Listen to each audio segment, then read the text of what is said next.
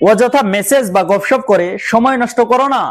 এটা শুধু সময়ের অপচয় নয়, বরং দুনিয়া ও আখিরাতের ক্ষতির কারণ।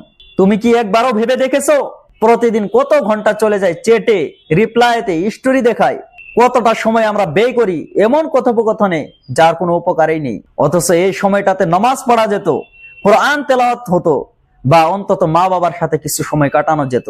আল্লাহ তাআলা বলেন, ওয়াল আসরি ইন্নাল ইনসানা লাফি খুসর, সময়ের শপথ, নিশ্চয় মানুষ ক্ষতির মধ্যে রয়েছে। তোমার সময় হচ্ছে তোমার ভবিষ্যৎ গড়ার অস্ত্র। এটা চলে গেলে আর ফেরত আসবে না।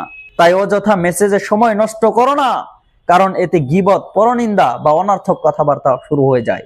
রাসূলুল্লাহ সাল্লাল্লাহু তাআলা আলাইহি ওয়াসাল্লাম বলেন, মিন হুসনি ইসলামিল মারই তারকুহু মা লা ইয়ানি, একজন ব্যক্তির ইসলাম ভালো হওয়ার আলামত হলো সে অপ্রয়োজনীয় বিষয় পরিহার করে। তাই শুধু প্রয়োজন হলে মেসেজ করো, অকারণে চ্যাট, রিলস বা ভিডিও দেখা ছেড়ে দাও।